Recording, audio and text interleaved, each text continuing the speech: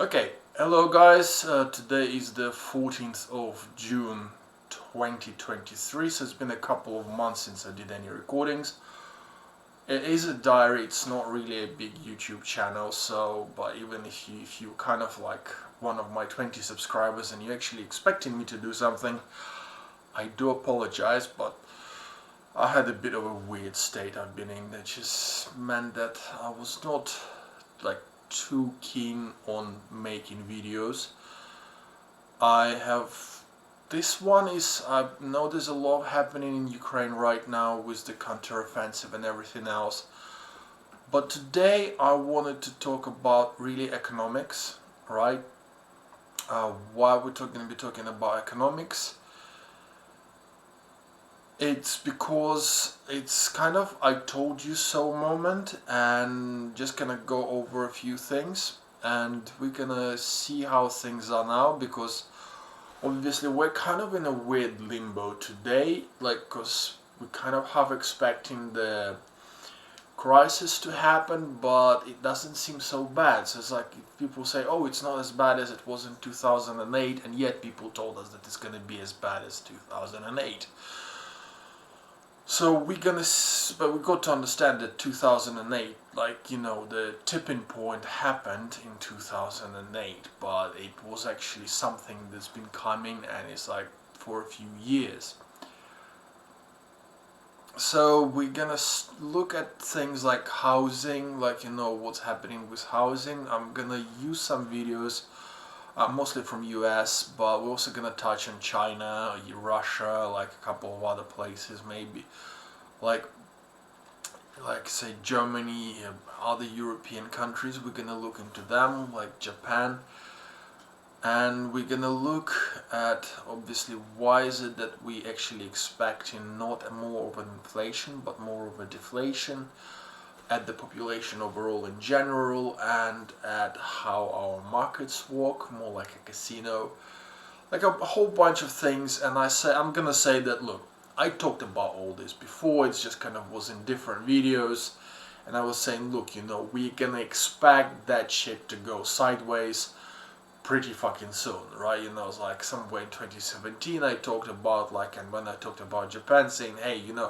if we don't fix the issues we have with housing, other things, if we don't create the conditions, what we will have is that people are gonna stop having children and things like this. People are already stopping having children, and we're gonna have problems coming with that if companies don't invest into training people rather than looking directly for the new like somebody who knows everything already for the job.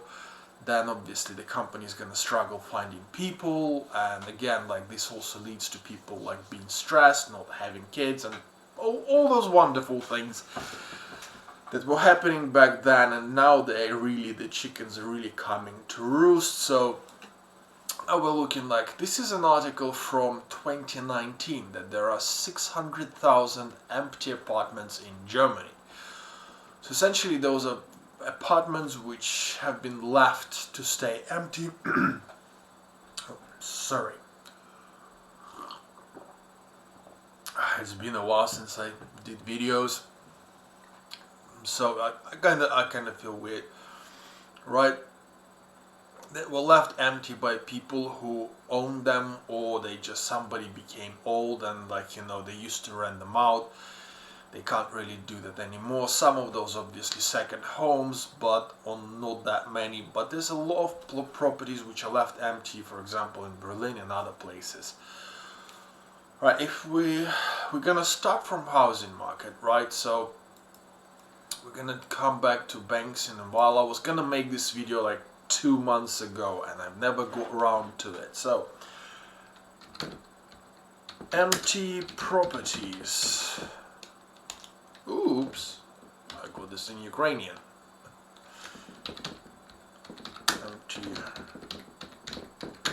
properties in Germany. Let's look it up. Yep, so this is from 2019. Okay, 1,000 owned flats. There are thousands of government owned flats. Essentially the government, this is from 22, right? This article essentially tells us that the government like buys out empty properties, but they don't have the manpower to actually fix them up and put them on the market fast enough. So like say 38,000 units, oh, 6,500 out of 38,000 units owned by federal government, they're actually off market because the government simply can't fix them fast enough, right? And October 31st 2020, so essentially they don't have the builders to come in and fix them up, so the flats cannot be rented. Okay, let's look a bit more. How many empty homes are there in Germany? Yep, 1.8 million empty homes. Right, that's in Germany. In Spain, more than 3.4 million empty homes. There's like, you know, Germany, and more than 700,000 in UK. That's Guardian. Let's look when this one is coming from. Yep. Right, so people tell us how high the prices of rent and cost of buying, right? This is, this is more than 9 years old. Okay, things have changed since then. Right, yeah, 2007, 2008. Yep, so again, like this is kind of going back to those times, but yep, Germany 2018, 8.2% of land is empty, real estate crisis. Ooh, my mouse is playing up. Okay, revitalize. All these articles seem to be going 20. Okay, yeah, this was a big vote in Berlin, but I've actually seen somewhere there was an article, probably here as well.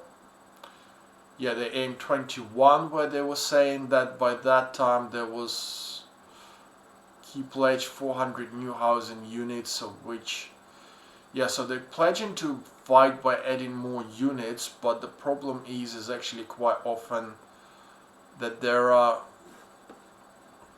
more units which are actually just need fixing up and left empty in Germany, right? Don't remember the numbers. I'm not gonna look for this one. You can see that I just sat down and I looked at, I had this, oh yeah, Germany has 1.8 million empty apartments according to DSTGB outside, it's probably the Guardian, no, DST is something different, outside cities where people are less interested in living or would have difficulty doing so. So essentially, if you take a small place which is like a bit outside the city, for example, a bit outside Berlin, if you like, you know, and because of the cost of essentially traveling back into city to have a job, because there's not many jobs there, more jobs in Berlin, like quite often I was recently looking around Berlin and there's some really kind of nice places, and if you cost, like I'm living in I'm in the city, not in the center of the city, but what they call outside the ring of Berlin, but still in Berlin. So I'm in zone 2, but there's some places in zone 3 and like a little bit outside of Berlin, which, to be honest, traveling from those areas to the actual city center takes about the same time as it takes to travel from my place. So, you know, the travel time is not really that bad, but it's actually, for a very long time, it was the cost of travel that kind of stood in the way, because if you want to get a cheaper flat, unless you're making like a fair amount of money to be able to afford to buy like €300 a month travel card, you know, getting a flat outside of the city didn't make sense, because obviously getting a job in the city you would, if you were to pay the same extra 300 euros for a room, like, you know, so instead of getting a room or a flat for 300 euros outside of Berlin, paying 600 euros within Berlin, like, you essentially had the same money and you had like 15 minutes less travel time, right? So at this point of time, Germany has introduced a 49 euro ticket, which means that actually some of these areas might peak an interest from people from that actually stuck inside the cities right now. I know I already looked about, but I'm very lucky with my place. It's small, it's kind of not very good on keeping the heat, so I do get a bit of a bigger heating bill by the end of the year. But because it's been built, it's an old Soviet kind of block built building, so the walls are like that thin. You can literally just kind of go, oh, okay, that's the entire wall. That's not very well. But other than that, like I say, I'm in a pretty good position. But many people, they would be paying like double of what I'm paying for this flat. They'll be paying that for a room. But also getting the place outside of Berlin was, because of the cost of everything else, it was like, hey, wait a minute, like I can't really, like, doesn't make sense. So now it kind of starts making sense. But they say there's lots of empty properties, which essentially leads to the fact that if nobody's living in these places, there's empty, the businesses in there is no like point of starting a small business like a small shop or anything else like this in the area, because there is nobody living there. So essentially, like, people having to move to bigger cities to find jobs leads to smaller businesses kind of disappearing in the area, and it's kind of leads to joblessness. And so now with that, they might have actually not resolved, but gave a push to that issue. But we're going to talk about this a bit later. I've got a whole bunch of videos here, right, so which are from the 2 months ago. I did put a lot of videos by this guy, Michael Bordenaro. He's from US, but a lot of stuff which is happening in US also happening in other areas, so like kind of repeats itself in one way or the other. So right, with this guy saying that there's going to be a recession in 3 months, like, you know, the recession doesn't seem to be happening.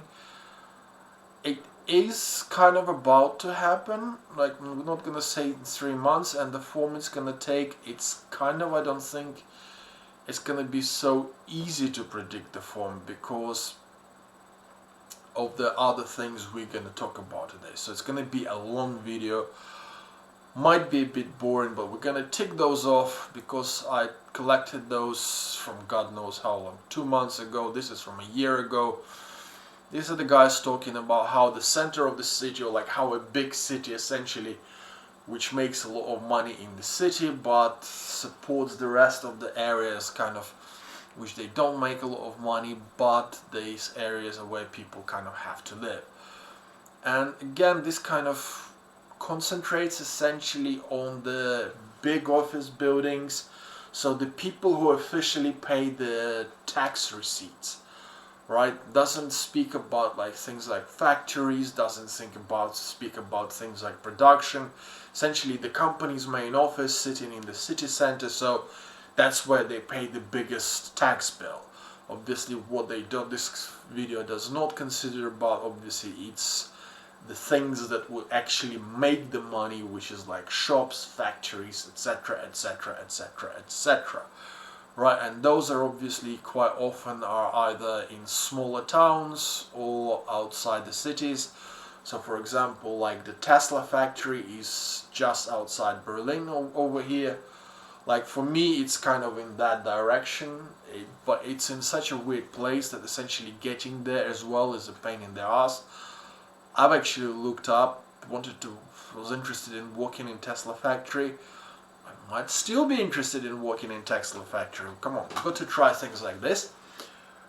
But the travel time to that factory, unless you live in that particular town near the factory, is obnoxious. like literally, it's like they're not even anywhere near the railway.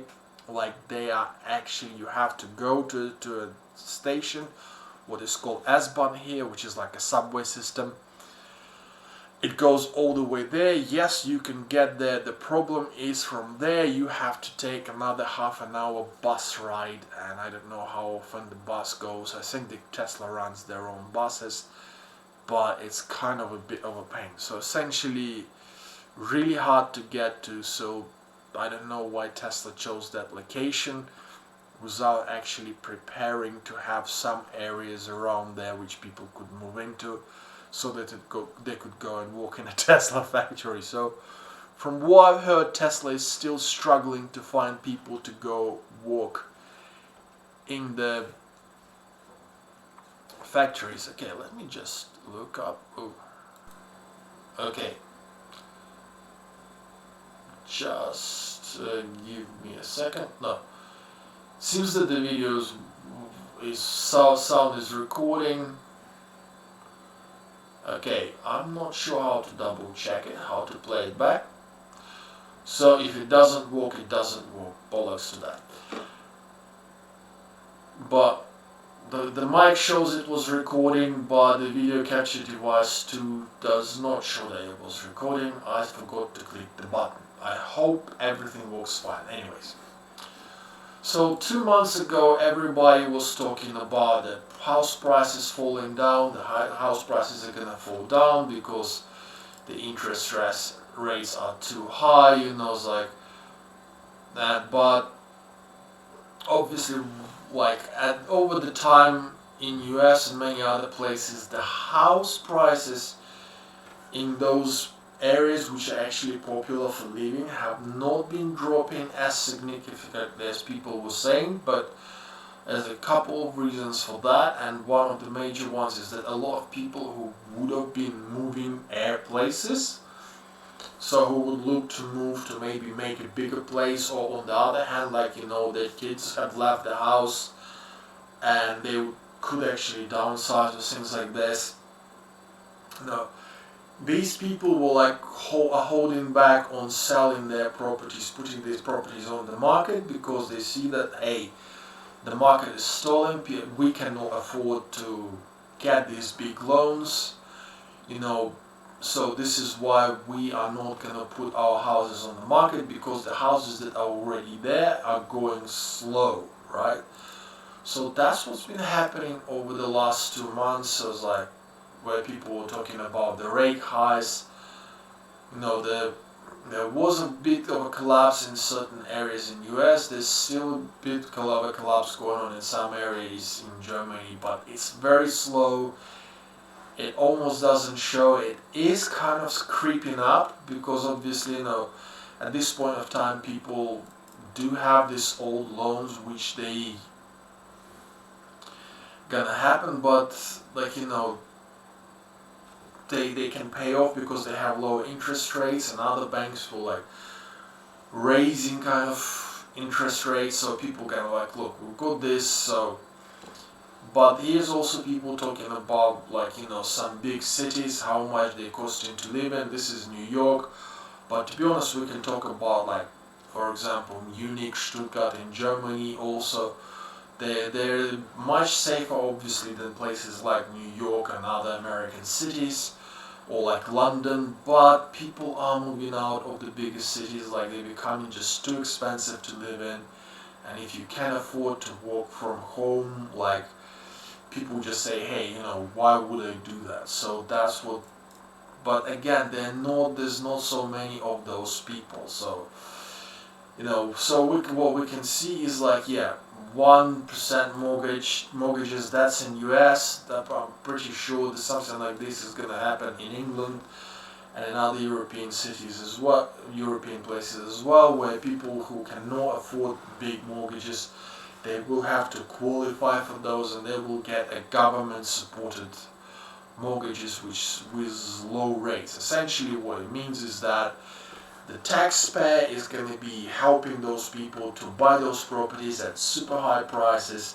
Why? Because over the past couple of years, we're saying, over the last couple of years, there were a bunch of big companies, big investment funds, which essentially created their part. They kind of have their sub companies or something like this, which will put in a lot of money. They believed their own hype, and they started putting a lot of money into property market. So essentially buying up houses, sometimes even leaving them empty, and obviously getting to resell them. And now they basically left. Nobody's buying the houses anymore. So the prices are holding, but everybody kind of goes like, look, sooner or later these prices are going to crash. And what the governments are doing, essentially, they're saying, look, we're gonna guarantee those mortgages, so all around the world, so that the big companies, those big investment funds, which have invested which not only invested their own money into the property market, which that wouldn't be so bad, but they also, what they call, leverage themselves. Essentially, they took out huge loans, which don't have a set rate. So as the rate at which the banks borrow goes up, so does the rate of those loans slowly goes up. Right, they took out big loans, and essentially they started buying up properties in the hopes that this hype they've made over the properties continuously growing is going to continue, but it didn't. People just ran out of money. We're gonna go here, this one is my normal YouTube. We're gonna go to Facebook, yeah, for example. Oh, okay, Facebook making weird shit. Yeah, like somebody's sharing, the story where essentially they're saying, look, lots of my co-workers that started in the job they were doing, they could afford these big houses they have now. But at the time when this person is writing this, now the cost of houses is like 5 times, but while their wage is only slightly higher, the houses is like 4 or 5 times the price, and the rents are so high that he will never be able to save up for the deposit, so for the first payment. Right, so now these people are essentially being given these mortgages saying, hey, buy this because we're gonna this is essentially using taxpayers' money to bail out the big funds, which instead of going into the housing market with cash, they went in there with debt. Essentially, they risk that they put a lot of risk onto themselves. And yeah, real estate investors losing billions of your money. Essentially, these big investors are getting essentially bailed out by the government. Essentially get bailed out by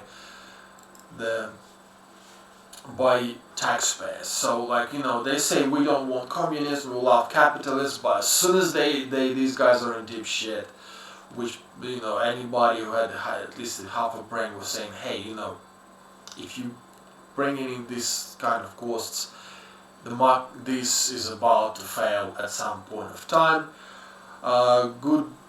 What do we have here next? Britain's biggest scam.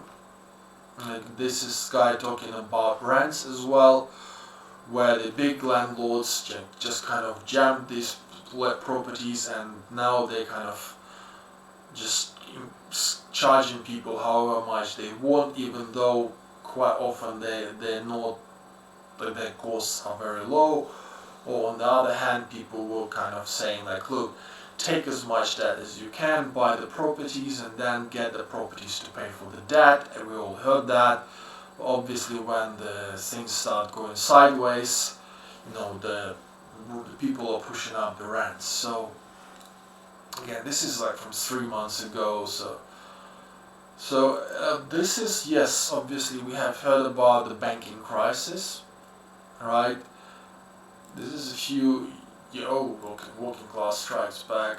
Yeah, we're gonna move this one here. So we had a few banks go sideways over the last couple of months. This also, people talking about Silicon Valley Bank, and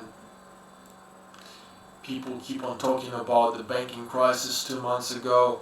Now they're not talking, they're trying not to utter the words banking crisis anymore.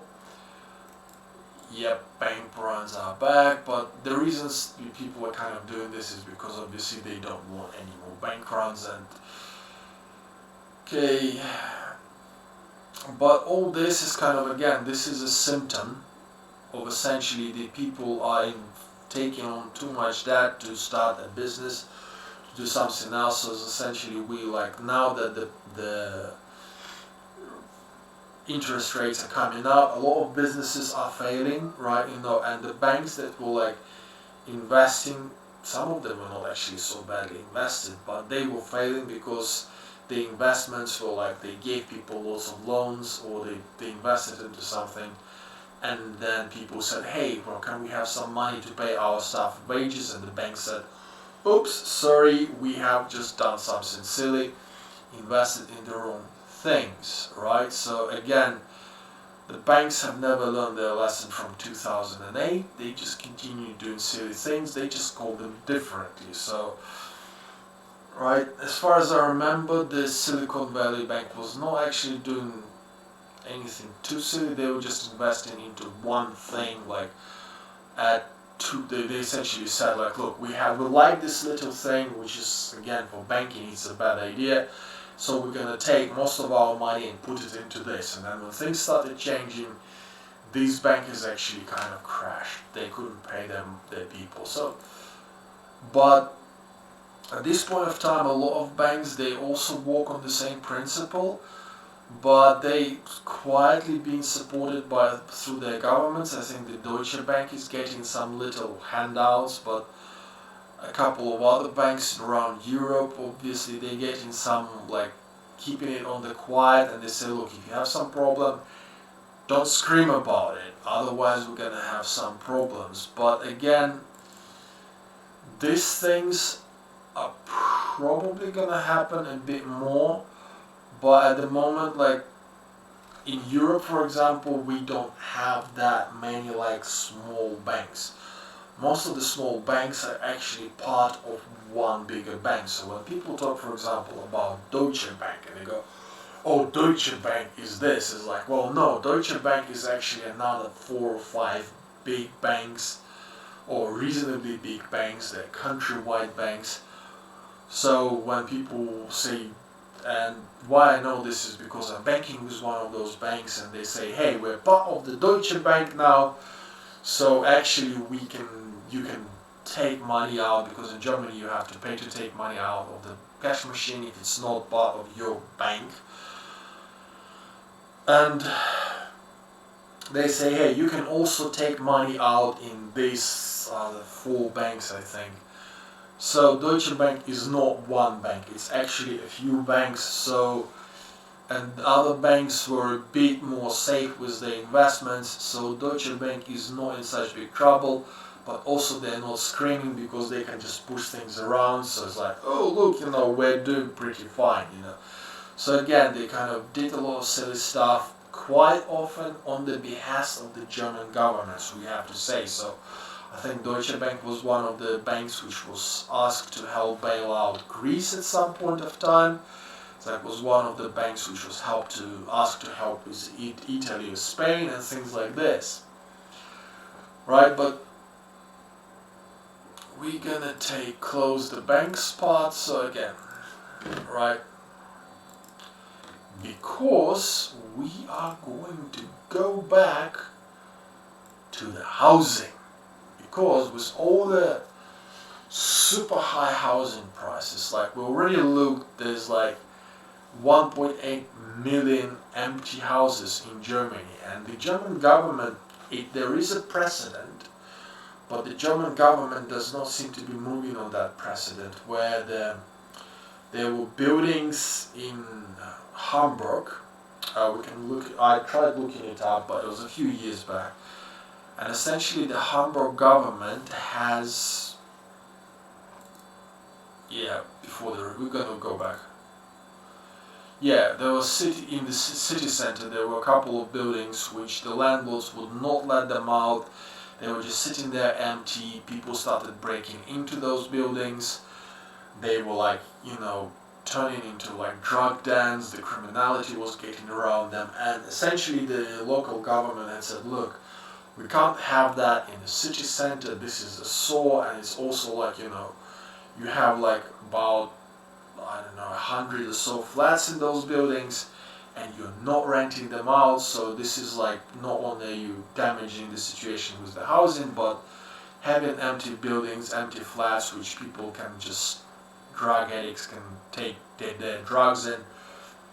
Now that's a problem for the city. So the city took those buildings into a trust. I mentioned that in my videos before, and again, I was saying about this when I was talking about like one of my first videos, when I was saying like, look, all new ideas, like we need to create a situation where people can get those reasonably priced rents, so they can get access to the buildings, get access to the rental market, so that they can have access to travel, like from to and from work, which they would not require a car or anything like this, because that's what creates a healthy society which can actually spend money and run your economy. You obviously have to create jobs, but the jobs only appear when people can buy stuff. So the money has to be moving around. That British government weird approach of trickle-down effect doesn't work, and they seem to be trying to repeat the American trickle-down effect, and again, that stuff doesn't work, and we have lots of troubles because of that, and we're gonna talk about some of this later. But I say at this point of time, there's plenty of empty properties around Europe. So, and we're gonna look up now for things like empty houses, like how many countries like have troubles with this. So, like for example, IKEA houses in Japan. IKEA houses. So IKEA houses for sale. This is in Japan. So again, they're already starting to have. This is a result of the population shrinkage. Okay. So more people moving into the cities and very few people moving out into the countryside. I talked about this when I was talking about Japan video. In Japan video, we're gonna go there. YouTube videos. These are my videos. Right, and it's taking ages to load. Yep, left to Russia. Japan. Yeah, a demographic time bomb in Japan, and we were talking about the reasons for all that. Yep, I have a happy face there. Right, so this one. Now let's go to my channel. Okay, so that we don't jump around the. Right, again I was talking there that look, if you don't have a proper housing sorted out, if you don't have the connections to between, I have 25 subscribers, oh my god, somebody new appeared. I think I had 24 just a month ago. So, but no, I was talking about Japan, as I say, lately I was talking about Ukraine and other things, but couple of projects, but yeah, we're gonna go to Japan. Right, and I was saying that it causes the demographic crisis if people cannot have kids, because they cannot have kids if your housing is not sorted. Well, now we're gonna take this one, put it into a move tab to a new window, and we're gonna move it to workspace 5. So we're gonna go down here, and this is where we're talking about all the things economics. This is a video from 5 years ago. So now it's 23, so this is like 2017, beginning of 2018, right? So still living in Stuttgart, right? Yeah, this is a little place that I was living. Alright, and this is why I was saying, like, look guys, you know, we're following the same routes, yeah? So, not to make things easy, we're gonna... So IKEA houses in Japan is now essentially what the Japanese government is doing, is where the old people have left them to go into a home, or they just passed away and their children go like, look, you know, because this place does not have a good connections to the city, we cannot really move out here and live here, like, just you can just have the house, we don't care anymore, because we don't really have kids to raise, so we don't really have that place that we have to go to, or we already kind of have our own little place, but we literally cannot move out to this area, so we're not gonna keep this house up. These are old houses. Again, a bit of the thing which happened with those houses is they were built, like many of those houses was built during the era after the Second World War, and again they were supposed to be like temporary residences, which would then be exchanged into like better places, and as something temporary they became essentially permanent housing for many people. But you know, people don't want to fix them up, and they say, look, just you can have them. And now the Japanese government is essentially giving them away pretty much for free. And IKEA houses, it's not like just free houses. You can have some really cheap houses. So for example, like for like $100 or something like this, you know, equivalent of $100. Some houses are a bit more expensive, but again, you know, for the prices where you can have to pay like up to $500,000 for a flat in the city, these houses are going away for like 10 grand, you know, like, yep, that's quite cheap, you know. It's like, and bought a IKEA house in Tokyo, IKEA house in Tokyo, Japan. Yep, no, there was a video on YouTube how he bought a IKEA house in Tokyo. Like, let's go to here. Again, you can IKEA house Tokyo.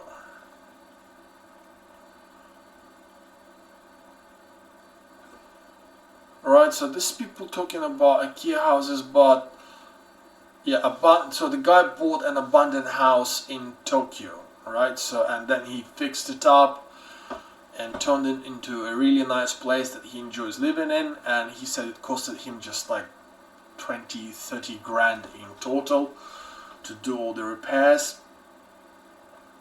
He completely redo most of the house, but obviously he was doing a lot of how he bought an abandoned house in Tokyo, Japan, and how he fixed it up. So you can look it up, and this is like Tokyo. This is like capital of Japan, and apparently it's very expensive to live in. But you have areas which, like, people, there's old houses, and unless you're willing to put in the work, these houses are actually for sale for very, very cheap, and many people simply don't have the time, don't have the skills. This is already getting to Tokyo, right? We're talking a capital of the country. So you can find this guy on YouTube, and Anton in Japan, right? So that's his channel. Right, so he apparently lives in Japan. So yep, Anton in Japan. Look him up, and yeah, IKEA house in Tokyo. So we can find those houses there. So, but we're not gonna look just in Japan, right? Because if we look at Europe, and I mentioned this in one of my videos as well, I think, €1 houses Yep, there's in Spain, in Italy, even in Germany. Alright, let's look in Germany. Okay. So, yeah, €1 deals on abandoned homes, pulling people back to villages and stuff. So essentially, this has already came to Germany as well, where you can buy a house for €1, but you have to go outside the city. So essentially, it works for somebody who is like retired or something like this, but has the money or the skill to fix these houses up and then stay in the countryside rather than stay in the city with some fresh air and like. But obviously beforehand it was quite often not really viable because of like you have to have a car, you have to have other things, and quite often sometimes though the cost of those things kind of outweigh moving to countryside, especially like, you know, with the German climate, which is not exactly the warmest one in the world.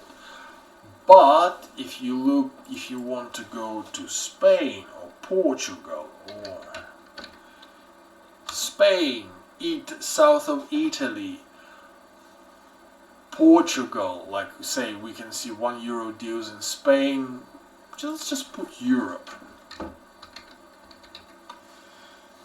In Europe, €1 houses. So here, Italy, Spain, does France have €1 houses? Yep, there is. People buy in Italy, in France, as houses in Portugal. I've looked some of the pictures, like the places where those houses are magnificent. So if people are like, you know, thinking of retiring, or if you kind of can walk from long distance, right, those houses are available. You can get them for like, yep. So Euro properties in Italy, update January 23, paid 30,000 euros to renovate. So, you know, if you can do the renovations yourself, then you can get it you can get it done even cheaper. So, okay, so this is what I'm saying. This is like, people can get those houses. Why is this happening? Well, this happening, there was this guy whose name I don't remember. Right, we're gonna look for depopulation problem. And he's probably gonna come up. No, not this guy. Not this guy. These guys. These guys are all been there, but that guy recently blew up on the internet. But again, there's a lot of people talking about the depopulation problem now. But this is something, again, we do have, why the housing market is about to crash. Okay, this is the problem. We are having a depopulation problem. And what I have, like, this guy Michael Bordenaro, yeah, we already talked about him. This is his channel, right? And out here and shooting one of the things I've mentioned, I actually commented on one of his videos when he was talking about why people's houses are gonna get cheaper, and I said, look, you should really look into this depopulation thing, because there's gonna be a lot of people going out of retiring like soon. There's like the boomer the boomer generation, and the one after them, essentially my parents, like, you know, they are already retiring. Boomers are essentially almost finished retiring, like those who could afford it anyway. And the next population as well, they're going out, and the population is shrinking. And okay, no, it's just right. Yeah, for example, this video as well is based on that one. Huge source of new listings coming to future housing market. Essentially, again, he does a lot of checking, so I'm not like the guy. I know I notice things, but I know I don't dive deep into that. Well, we're now moving on to the population problem, And again, I was saying this in 2017, in 2018, I was saying, look guys, you know, unless people feel secure in their their ability to provide for their families, and I was giving an example that when the boomer generation was being born, right, the one minimum wage was essentially taking care of at least 4 people household, and we're not talking about living from bread to water. We're talking about having a roof over your head. We're talking about having like 2 kids, a wife stay at home. She takes care about the meals and stuff like this. So we're talking about 60s, 70s, like before that, you know, and being able to afford like to eat okay and to even go on holiday, like maybe not a super great holiday to Spain, but you could afford to go around your own country or whatever, like, you know, or you couldn't fly, but you could take a train to different fine destinations. Not anymore. But in this video, he essentially does talk more about the older generations are like, you know, square foot house, and you can call this greed or lack of financial responsibility. Okay, stop. Sorry. And he's essentially talking about stories of people where the older generations have either sold on their house to move to a different country, you know, much cheaper country. This is one of the things. Or to somebody passed away and left their houses to other people, and then obviously they'll live in this to other people, and then to their children or like grandchildren, something like this. And these people were like, okay, what do we do with this house? And they were saying like sometimes they left it because obviously because of the way it was done, is like they could get away by paying cheaper taxes, but quite often because they said, again, we already have our own places, you know, we have our own kids, and like, you know, we're like 2 brothers or like 2 sisters, you know, we don't need that house and we can't really all live in that. So they're essentially selling those houses, and those are the houses that were actually coming onto the market. They were saying, hey, we sold it under the market, but at least we got like, you know, 10 times what our parents paid for that house, like, you know, so many years ago. So this is already happening. But what does this also influence? Like, not just real estate, but also what is happening. So we're going to close this one. The rents are getting cheaper. People already talking about this. Why? Because there's less renters. Why is there less renters? So the working class strikes back. Right. And we're going to talk about the job market. So, actually no. We're going to go to talk a little bit about places like China or Russia. Because when people talk about these countries, they say, China has built so many houses. We all have heard about the crisis they have with housing. Essentially, big companies that were building houses, like, you know, building buildings, they essentially took out loans, and now they're trying to sell things and they cannot because there's nobody to buy those properties anymore. Same thing happens in Russia. So it's like, I do have a friend who's been recently traveled to Moscow, and she was saying, look, there's so many new great buildings that have been built in Moscow and a couple of other cities. But from what we're hearing from the economists there, people who actually kind of work on the business side of things, they're saying, yes, those companies took out big loans because they were hoping they'll be able to sell those houses, because, again, house is something you build not over like 5 months. If you do it over 5 months like they did in China, houses tend to fall apart. So, but it takes a couple of years to finish a building properly. Like in Russia, they're not always building them super good, but at least there are some controls. So, and now they've been trying to sell those buildings, and there's no one to buy them because people simply don't have the money. Those who had the money, they already bought something, they already have something. But other people, they just say, sorry, we're all out of cash and we can't get the loans this size, we can't get mortgages this size. And obviously now they have just sent and killed off like 200,000 able-bodied men in Ukraine.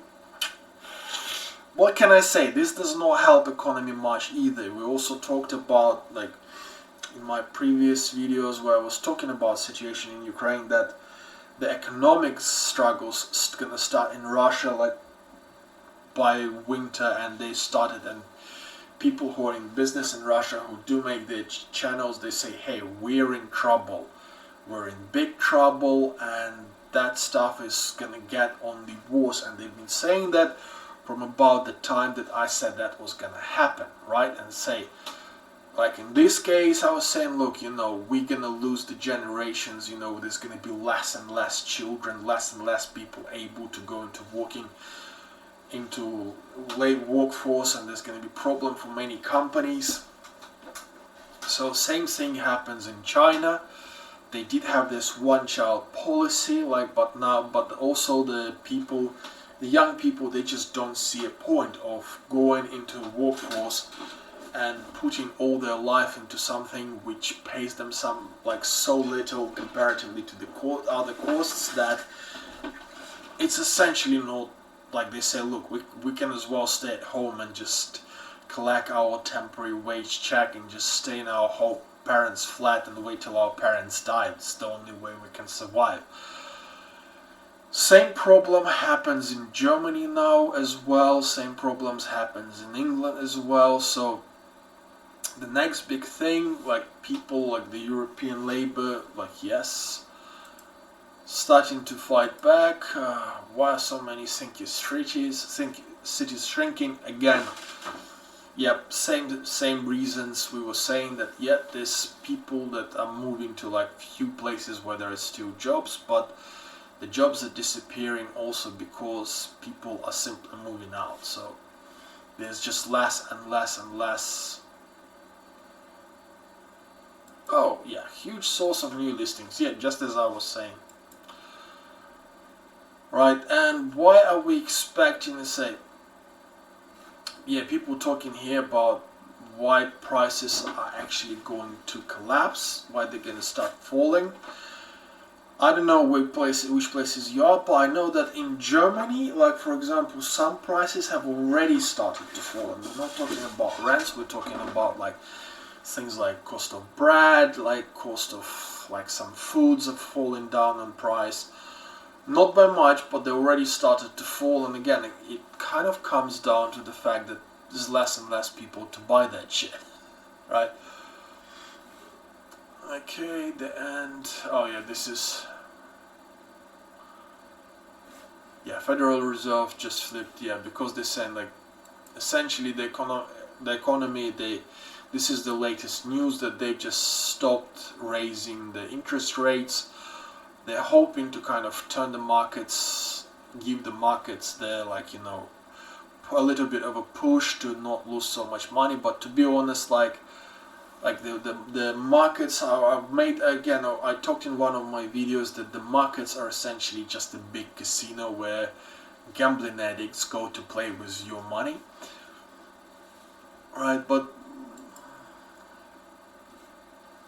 millennials and Gen Z are poorer than ever, so that's what we see. Like, that's what I'm saying is that my generation and generations after us, they essentially, comparatively to the boomers and the generation before the millennials, they're skimmed. Like, you know, it was the time when a person working a 40-hour job could take care about the family. Now you work a 40-hour job, you still can't take care about, you can hardly take care about yourself. There's an issue, like for example, just today talking to some Germans, and we were like doing the basic math, saying that, and again, this is things that I've said before, so things I warned about, and I was saying that, look, if you have a situation where that if you're unemployed, you get paid for your place, your travel card, and you get given like extra like £300-400, dollars, euros, you end up making, like, if not more than quite close money to a 40-hour job, then you have a problem. And the thing is like, again, because there are so many empty properties in Germany, which are they're left empty, so the rents are high. There's empty properties in Berlin as well. There's like, you can look around. Let's take a look.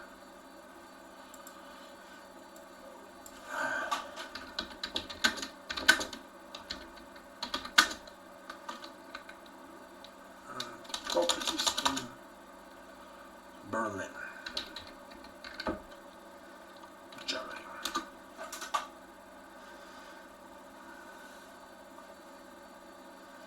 Right, this is bottom.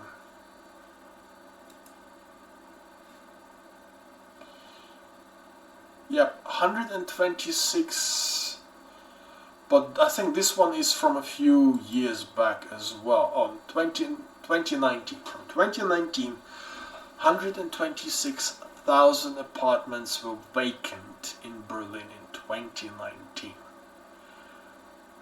Right, up to 200,000 apartments essentially left empty. There's a few big buildings in Berlin which essentially kind of somebody bought them up and just didn't bother renting them out.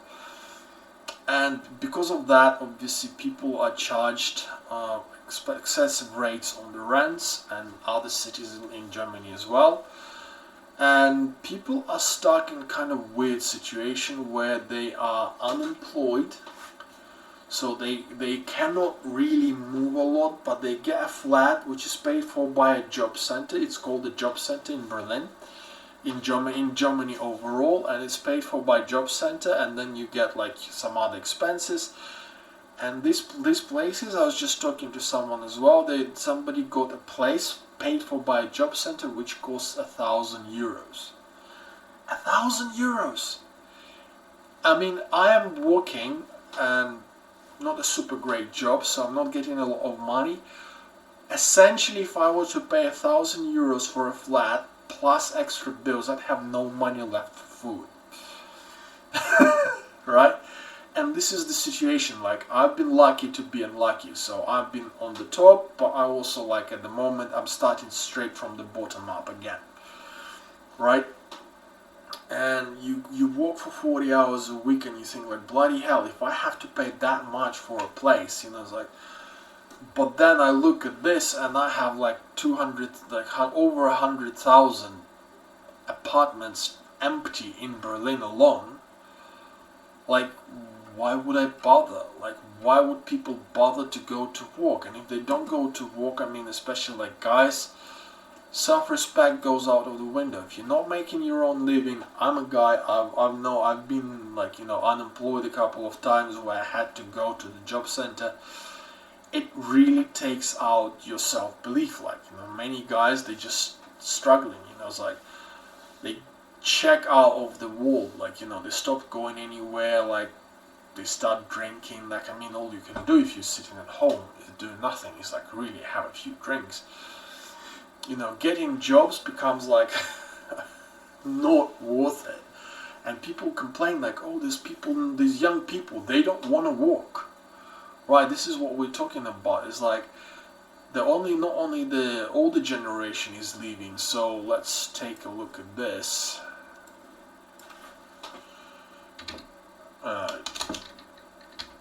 Germans retiring.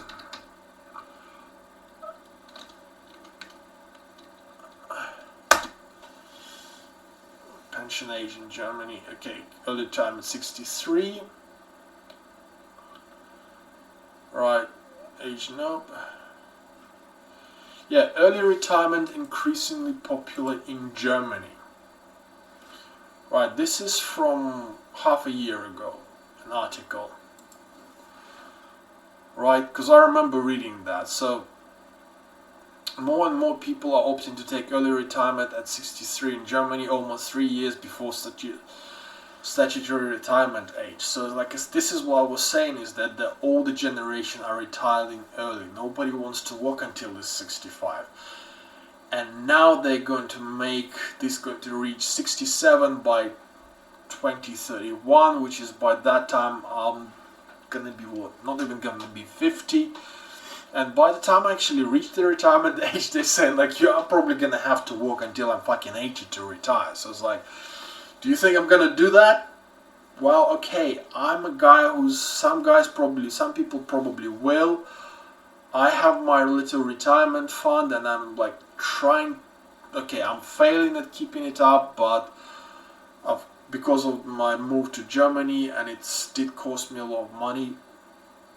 But again, I've got a job which pays me enough to, because of my cheap rent, remember that, it pays me enough to save some money, like 200-300 euros, and invest them into, like, put them into the high yielding accounts, and slowly, like, just do through a few different places, like, and I'm essentially hoping that by the time I'm 60, 65, even with this job, if I don't change this job for a higher paying one, if I don't get my things completely together, I'll be able to retire at 65, right?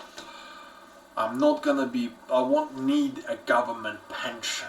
I'll be able to just say, okay, I've got my fuck you money, I'm out. Guess what I'm not going to be able to have? I'm not going to be able to get married and have a family with a kid or two. Not fucking happening. And more people are finding themselves in my position. Like, more and more guys who like say like, okay, that shit ain't happening, right? Like, more and more women are finding themselves in the situations like, yep, that shit ain't happening. And this has been happening over the last, close to 30 years, right? And what this means is that there's not enough young people to come and replace these 63, 65-year-olds, which are already retiring, right? So these are like my parents' age. My father's a bit older, but my mother's about that, right? People who are taking early retirement, some of them have their private pensions already paid off to a certain limit, and they say, look, we don't want this shit. Like, we can go and live somewhere like in Thailand, and the husband can find himself a young lady that's gonna work, I don't know, whatever, and the wife can get a young pool boy to play with. They can retire in a nice sunny place which is cheap to live, like, rather than staying in Germany. So many people say like, fuck that. Same stuff happening in US. More and more people saying like, look, I'm 60 years old, it's like, I was the guy, I've made the money, I've made the savings, I have my private pension, I have this, I have that, like, I'm 60 years old, I still have like a good 10-15 years of nice healthy life ahead of me. Why do I want to be in this rat race? I'm out. Like, Passport Bros, famous gig from US, but also that stuff has been going on for much longer than this gig. People moving to other countries to look for brides or simply have a better life. I have a friend somebody I worked with, who is now has been living in Thailand for God knows how many years, and even at that time he was about 15, so he was about 40 when he moved. He was about 15 years old. He's about 15 years older than me, so he moved when he was like 40, had his savings, started his own little business, absolutely happy there, right? Like, people are retiring early, but what this leads to, because for example in US people say, we need higher unemployment rate, it's like, and in other countries they also say, we need higher unemployment rate so that the people looking for jobs, so that the companies have somebody to hire. But if you have this group of people leaving, and the group that comes after is already like, so for example, there's much fewer millennials than the generation before. So like my generation, like a lot of my family had like, in my family we had like some couple of ones and a couple, 1, 2, like, so 1, 2 kids generally. Like, somebody had 3, like, but that was an exception to the rule, right? Most of our family friends had like 1 kid, maybe 2, and this we're talking ex-Soviet Union, like, so people would be having kids in like 80s, like, and already back then many people had, obviously through the 90s, but if you look at the millennials, this is already a smaller generations than the one before that. And then the generations like this Gen Z or whatever they call now, like, these guys that were born after 2000, they're even smaller than millennials. Right, so essentially the biggest generations are already buggering off, they're already retiring. And it's again something I talked about like all the way in 2018, like, when I was talking about Japan, when I was talking about economics. And what happens now is that the companies, you look for a job, the companies are still saying like, Amazon has trouble finding people with driver's licenses. And they say already like, look, you can make 3,000 euros like a month in Berlin, which is not such a bad wage for Berlin. But the amount of work you have to do this to get this wage, people just go like, nope, fuck off. Right, the company I work for is struggling to find people, and they're like, I work as a sales assistant, essentially just started, and this company is struggling to find people to go and work for this particular company because there are much easier jobs for that money. But after we did the math, they were saying like, why are we doing, like, even the guys that work there who like say, look, I want to work same as me, I cannot be not working, that's just not me. I don't need to have a super job, so long as I have a job I have enough respect for myself. But even then people saying like, wait a minute, why am I working here, what am I doing here? If any mistake that I make, like for example we had a guy, there was something happened wrong when he tallied up the till, because he was the last person in the store.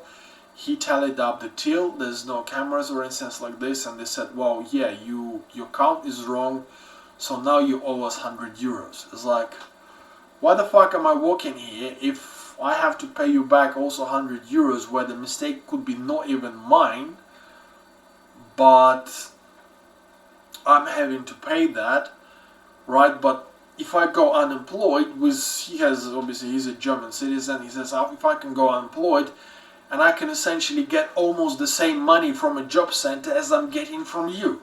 He's saying like, I'm already asking myself this question.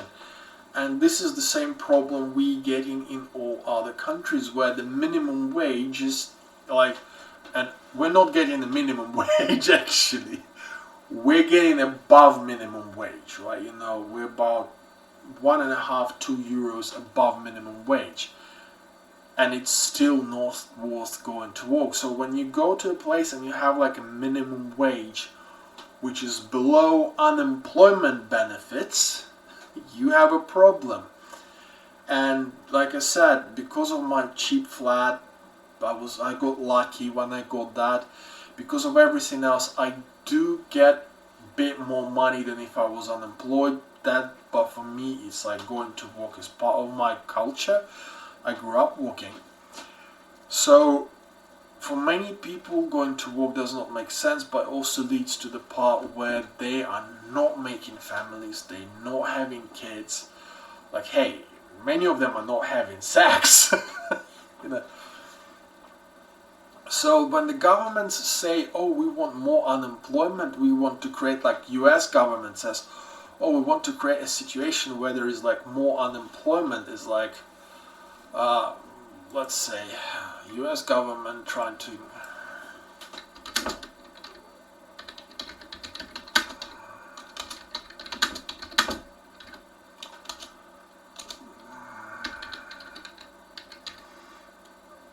increase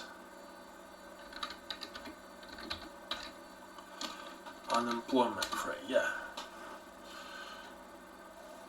so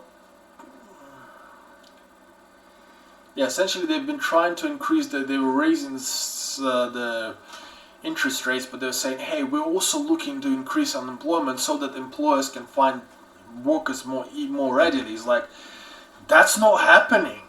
Like, as the older generations, like, they pass on, what will happen is that your housing is going to start dropping in price. We already can see that. We already can see that, look, if you're like been in a country and like, okay, I've just moved countries, so it's a bit of a problem for me. Right, but if I stayed in England, for example, and decided to put up with the bullshit that's happening there for another, let's say, like 10, 50, feels it. I moved here 5-6 years ago. So if I decided to put with that shit up for another like 14 to 16 years, like, maybe find another job. God knows what would happen. But if I did that, I could retire there like early and then buy a €1 house in Spain. I can still do that. Like, in 20 years, they'll be giving houses not just for free. There are some areas already, I think, in south of Italy, Portugal, in Greece as well, that if you're willing to move there and live there for 5 years, they will actually pay you money. Right? And I was like, you can look up on YouTube countries that pay you to live there. Yeah, countries that pay you: Spain, Italy, Greece, Ireland, New Zealand. Okay, Chile. I didn't know about Chile, but look, 1, 2, 3, 4. That's all Europe, right? So there's some areas in those countries where they will actually pay you to move and live there. So imagine what will be happening in the next few years, like. And the weird thing about all this is that I'm speaking to German people, obviously.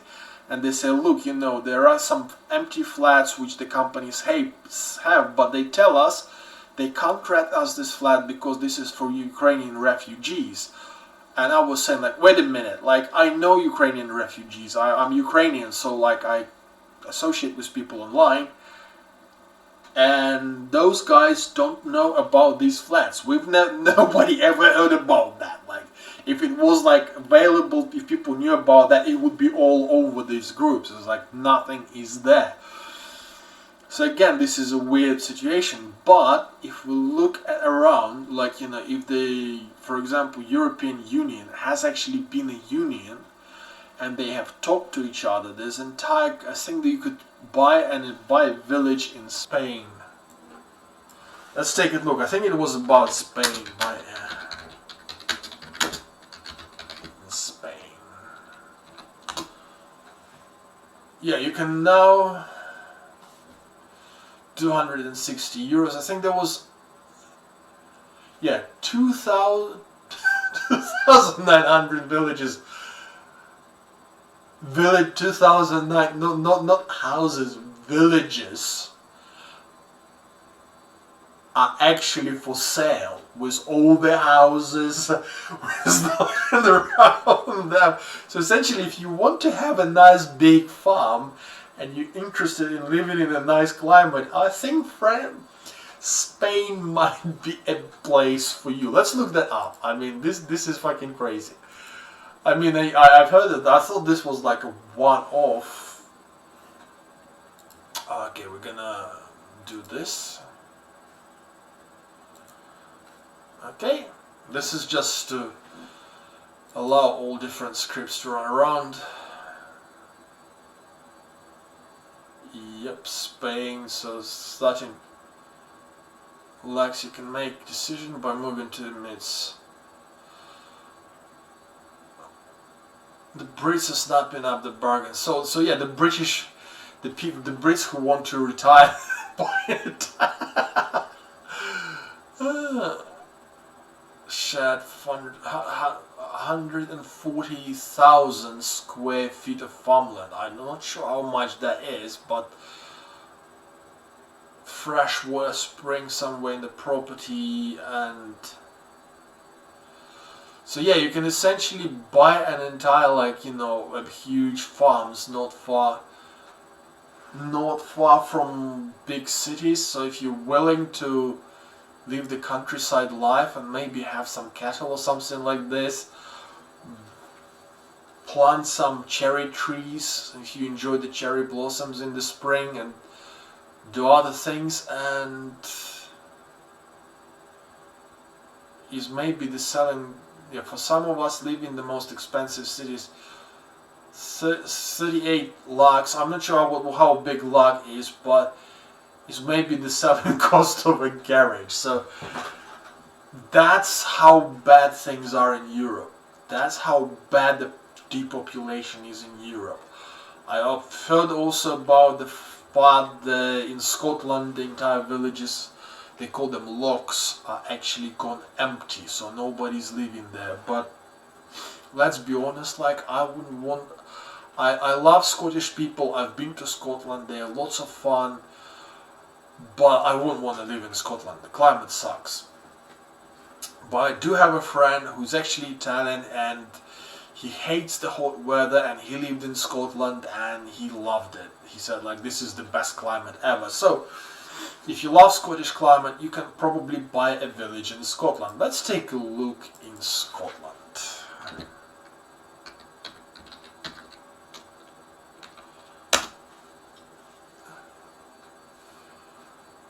Oh no.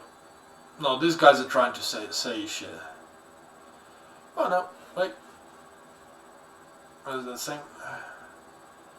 Nope. Buy your own village in Scottish Highlands. So yeah, you can buy your own village.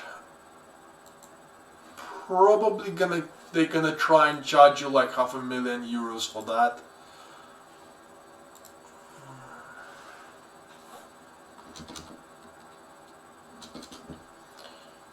Just make it a bit more readable.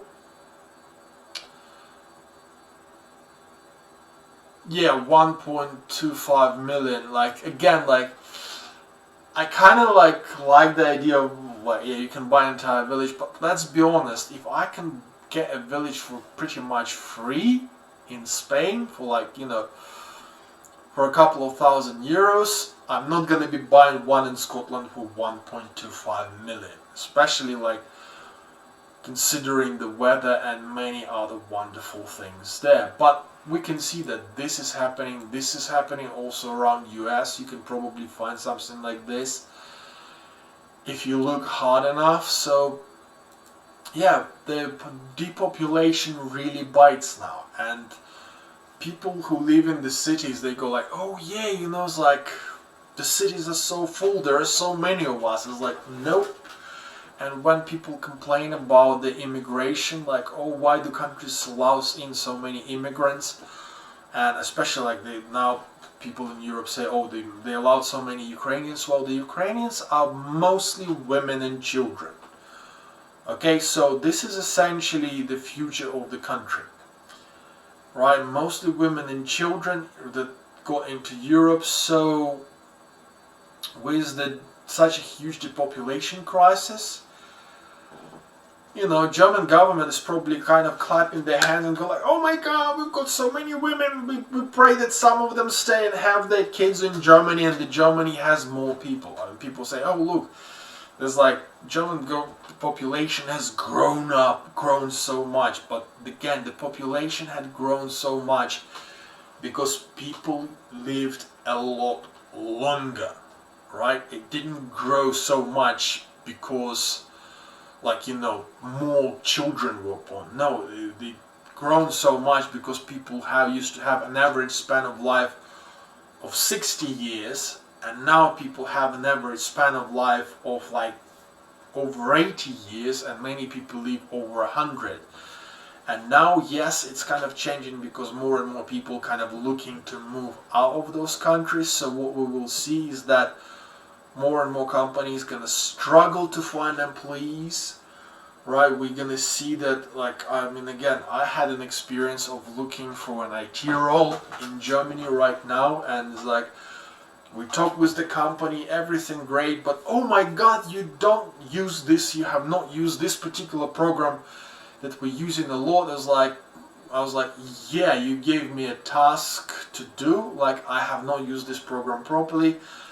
I kind of avoided using that program because I have not used it properly. I'd rather do it right like this, and they go like, oh my god, no, if you have not touched this particular program, we can't hire you because, you know, we're using this program, right? This is done, but there's still people, potential employers like this. But now what they're finding is that, okay, like there's less and less people to do that. And the companies that I say, people that already came across it is like places like Amazon, who's struggling to find drivers, and other delivery services, because there's DHL, FedEx, and someone else in Germany. Same people in England, for example, other countries. I know the German Post is not using cars for deliveries anymore. They've actually bought electric bikes with like big bags on there, and people ride with bikes because you don't need a driver's license. Like the German Post was ahead of its time, ahead of everyone, like for a very long time, and they deliver your post by bicycle, right? And there's a couple more services which have started using bicycles, essentially because it's like last mile delivery. They're not using trucks, they're using bicycles. There's two services, I believe, in Berlin, literally because they can get people without a driver's license who can ride them, right? You cannot do that on the car deliveries, in van deliveries. They need people with driver's licenses, and whenever somebody comes in and start advertising this stuff on internet, on like Facebook or somewhere else, on some groups, like among Ukrainians, they've been essentially laughed out of the room. But there's two reasons for that. Like I said, many people who came from Ukraine, who go out of Ukraine, they were women and children. Men have stayed behind to fight, and so the other members of the other male members of the groups, they essentially live in Germany. They know all these services, and they go like, nope, not interested, right? You have to pay a lot more to get us to even look at you. So these low-level jobs are actually already facing the shortage of labor for all the same conditions that I told you. And this is why we're gonna have a very, very, very slow kind of moving recession. This is why economics are gonna be kind of going down, but the first people that are gonna be kicked out are obviously what's happening with China, where a lot of factories are now closing because nobody's buying from them.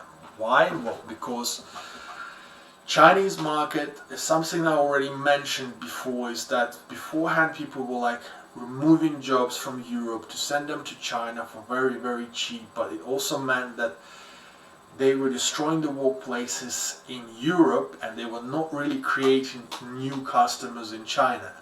And I think right now many people in Europe and US are starting to understand, especially like so-called business leaders. It took them like 50 years to understand that, look, there's like top 10% of the Chinese population which are making it's still 100 million people. Don't get me wrong, it is still 100 million people. When we talk about top 10% of the Chinese population, there's more than 1 billion people there. So at least 100 million people who can afford European goods, but quite often do not. And also the European goods are having competition from local Chinese goods, which are not passing any of the security, safety checks or anything else to be exported to Europe. But they are competing with European goods on Chinese market. So like, it's not really such a big market, but these companies have essentially destroyed their own markets at home. So, and because the markets have been destroyed, now those are the first companies to go, because like if you produce something in China and bring it in, is like, okay, cool, but nobody's buying that. Like, you know, people are not gonna buy these things they don't need, which have been produced in China, I mean, it's like, how often do I need to buy a pair of headphones, right? If I'm strapped for cash. Oh, I'm not gonna buy them very often, right? If I'm gonna buy them, okay, I can buy 50 euros, 50 euro worth of headphones from China, or I can already, if I'm strapped for cash, I probably go for a high quality headphones for, let's say, 70, 80 euros, which are from a European manufacturer, or at least big name manufacturer, which guarantees me that those headphones are gonna last me for the next 5-6 years, right? Rather than the next 2 years, right? So it's like, so I'm gonna be looking out to buy high quality goods for a bit higher maybe price, or maybe like not renew my headphones every like year. I mean, if they work, I'm worrying about other stuff, and there is becoming a lot less potential customers, with people retiring, with people passing away, with the population shrinking, with the cost of everything else. And this is something I told about in my old new ideas, in a few other videos. I told you I want people saying like, look, this is what's gonna happen. But also because we're in a situation where the companies have to hire, like, we will see lower unemployment, because as people retire and the new people come in, it's like, the companies will start looking for the ways of getting those things, like, getting people on the factory floors. So probably maybe in finding ways to improve links between where the factory is and where people actually live.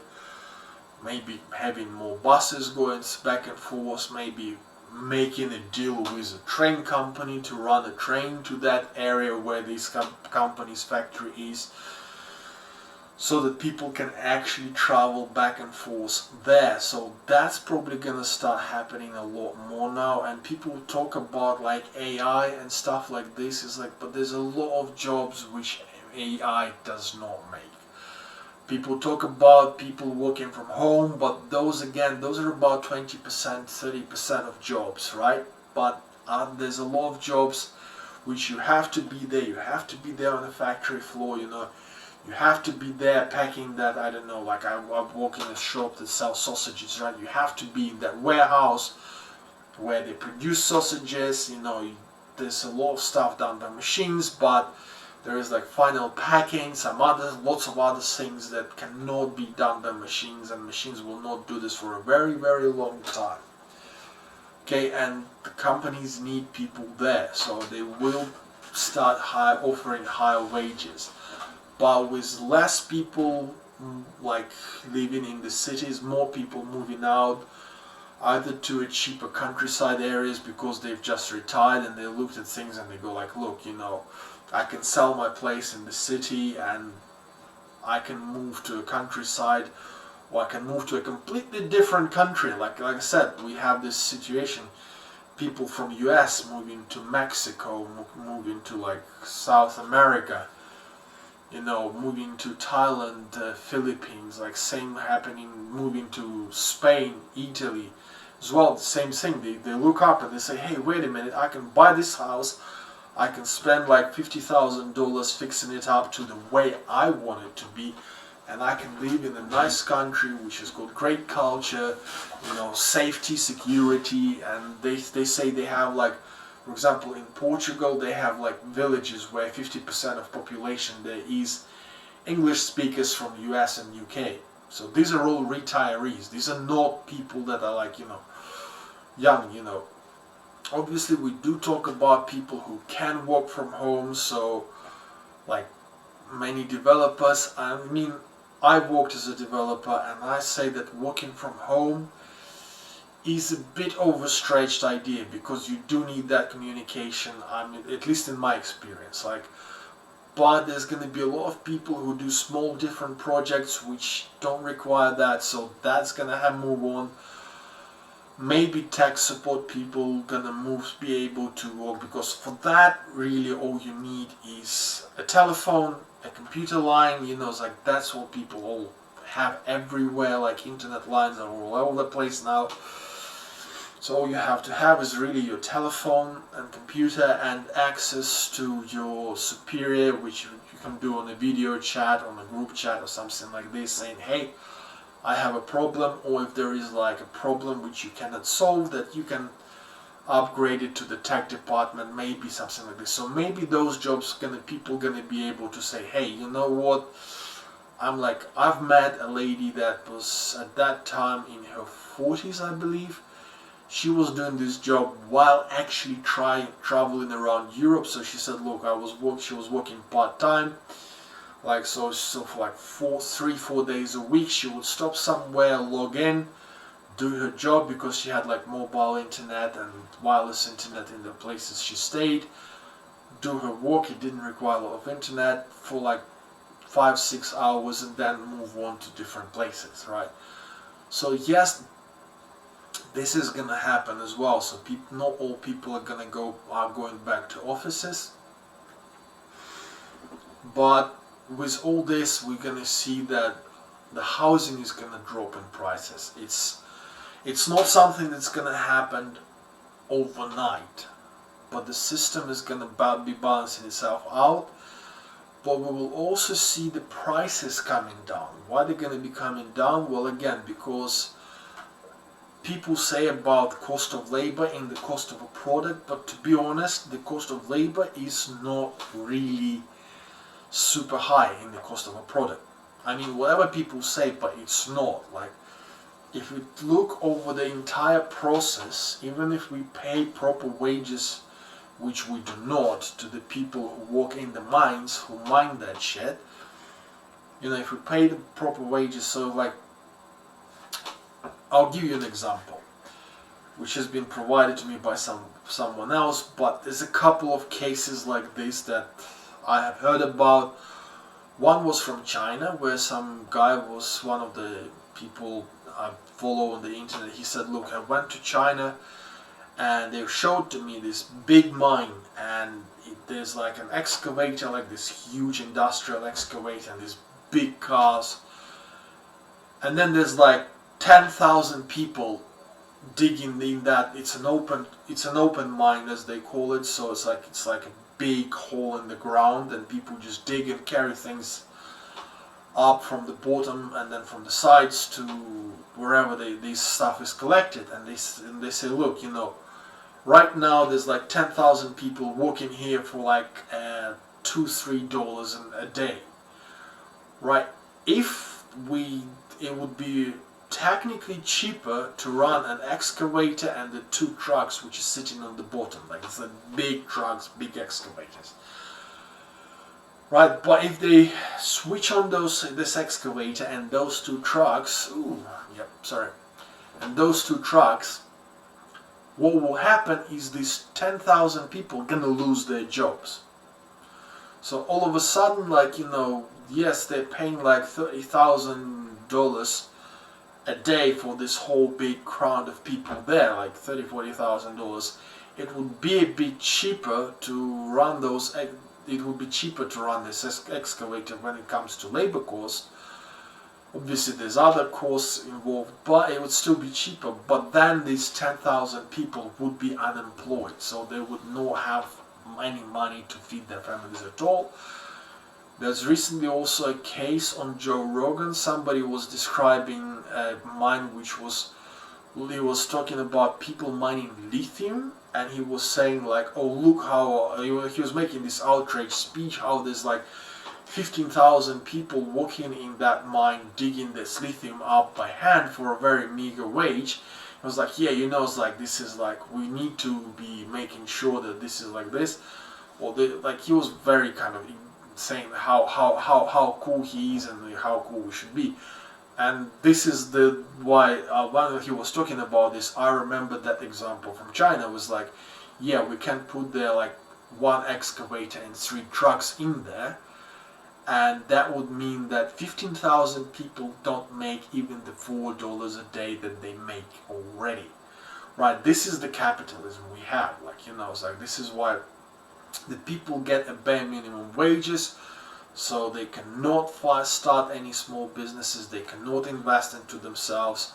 All the bullshit you hear from people who claim to be capitalists, saying like, oh, just invest in yourself, start your own business and shit like this. Is like, this is all bullshit. Tell this to those people, how they're supposed to start a business if they're literally surviving on $4 a day, and they consider that a good wage. You know, it's like, sure, there are some people who start there, but a lot of those people, they come home and they're happy just to go to bed, right? Obviously, like now, because they kind of getting access to a bit better sexual education, you know, like stuff like this, they do also have less kids. Like even those countries, because they say, hey, you know, it's like they can buy some really cheap condoms for like, you know, for like 50 cents, 50 cents for 10 condoms, and they're gonna spend over the space over months, yep. But then they don't have kids, you know, because kids are mouths to feed, you know, and they don't have proper medical care, so the kids they have don't all make it to being grown-ups, etc, etc, etc, etc. So it's like, you know, this variation of that we have in developed world, only we get a bit more than $4 a day. So that's the whole difference, right?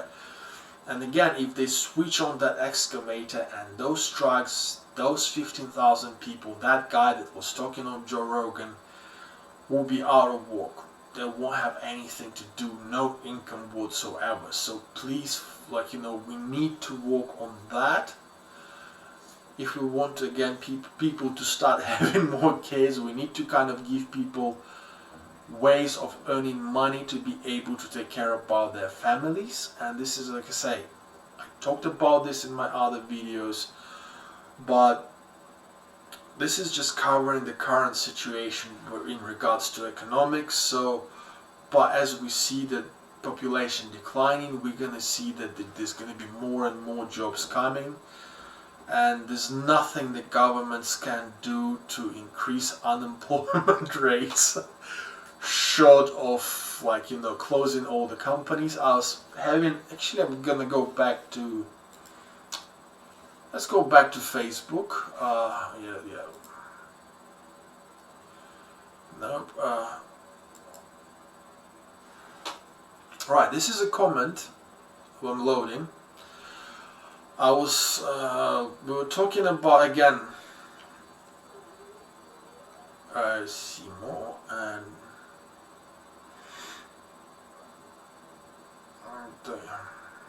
oh, it doesn't offer to translate because I actually speak Russian and Ukrainian. But where we were talking about one of this one. Yeah, somebody was talking about how, like, companies are not gonna be taking people on because so many people were actually fired.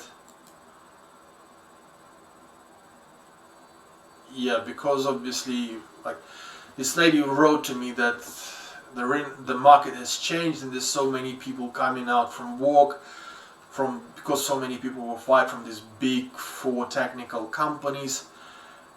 And okay, and here's my comment, like, because I was out of IT market for a while, so it's like, you know, I was asking, you know, what should I look for?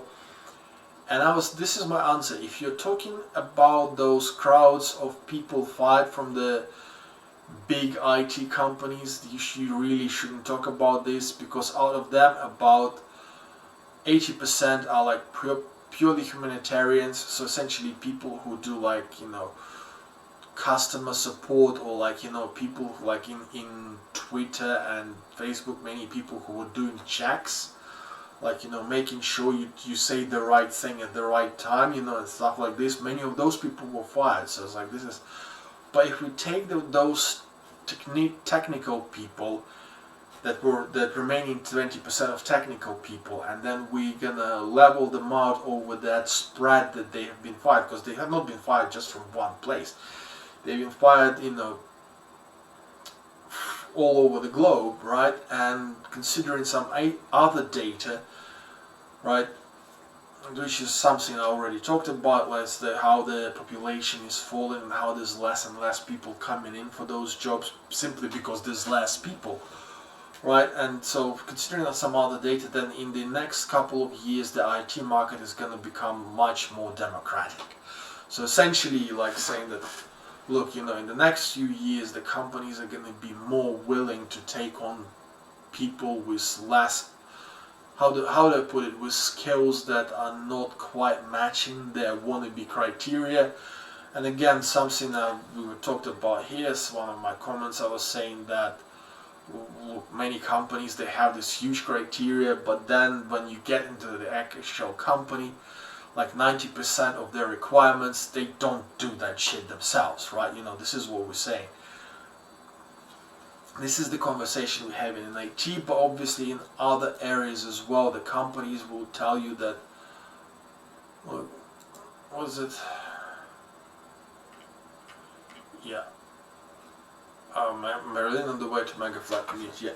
But that's what we're talking about, is that like the companies were like asking so much, but in rent, like they're gonna have to start dropping their requirements and actually start training people again. So there will be more companies willing to take you on as a, like beforehand it was like, we're only looking for a senior, unless you're a senior we don't want you.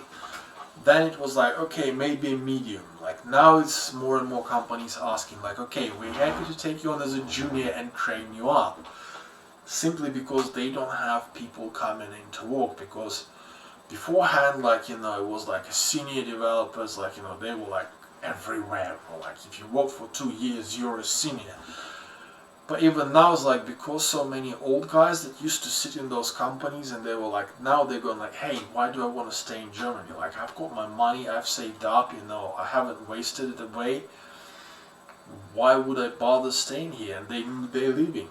And there's not enough people coming in with the experience, because there was outright a lot less of them. And it's not just in IT, it's in engineering, it's in mechanics, it's among doctors. I have friends that are doctors, and they say, look, there is a big shortage of doctors because the old doctors are now quitting, but there's not enough trained up doctors around Germany, or like not enough teachers around Berlin. So even if the trained teachers, even the young teachers straight from the straight from the school, teaching school, right, they come out in Berlin and they immediately being picked up by other areas in Germany, because the teachers they release is not enough, because such a huge number of old teachers are simply quitting, and they're having to make classes like much bigger, and there's still not enough teachers